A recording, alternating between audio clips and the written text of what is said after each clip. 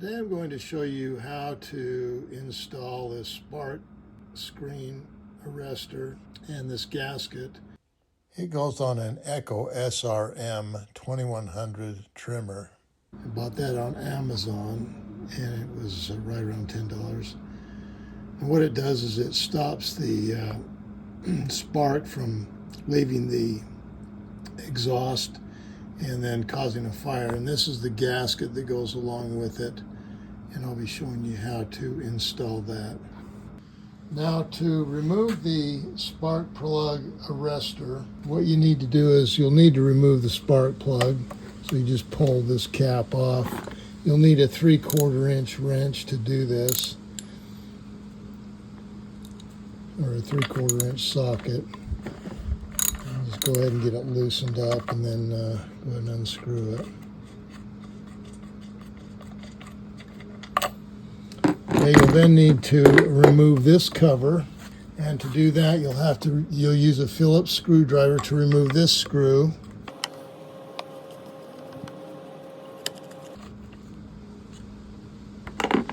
And then you'll use a 2.5 Allen wrench to remove these two screws. It's good to use this end because it's a lot easier. You'll get a lot more torque on it just to loosen it up.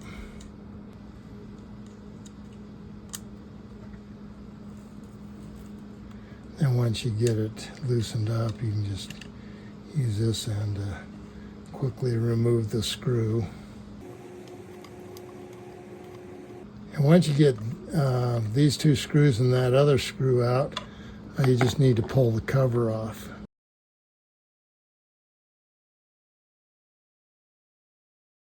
Now the tricky part to getting this off is right in through here.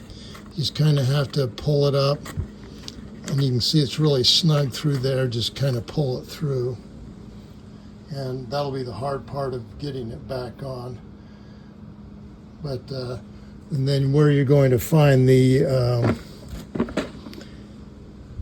you have this cover here, this exhaust cover, and then underneath this you're going to find you should see the spark plug arrestor screen.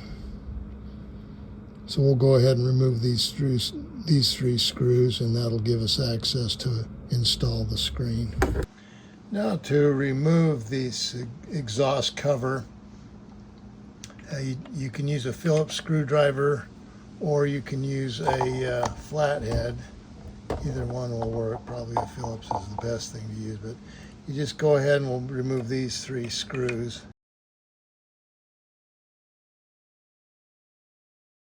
When I remove the cover, you can see that there's no arrestor. It's disintegrated, and there's no arrestor screen, and so that's what I'm going to be replacing, and then the gasket will just go over that.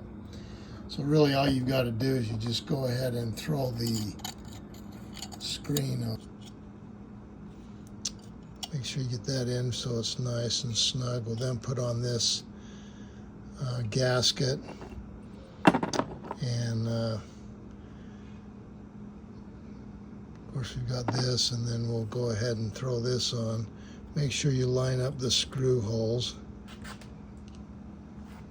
and then you just go ahead and put the screws in, and make sure you get it in. You don't want to tighten it down until you get all 3 screws in.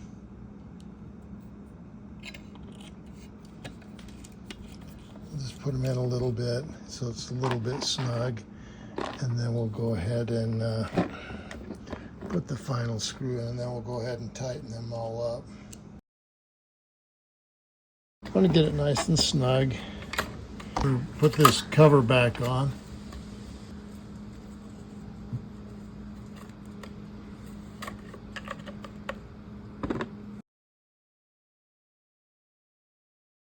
Okay, you then need to secure the cover by inserting these 2 screws. You just need to make sure you line up the holes with the screws, and then you use this 2.5 Allen wrench to secure this cover. Probably should have put on another cover because you can see this is broken out. We'll just do one side a little bit at a time. We'll go ahead and get this one. The other one's almost in. We'll just go ahead and secure this side. And then go ahead and tighten the other side. Okay, and then the last thing we need to do is put the spark plug back in.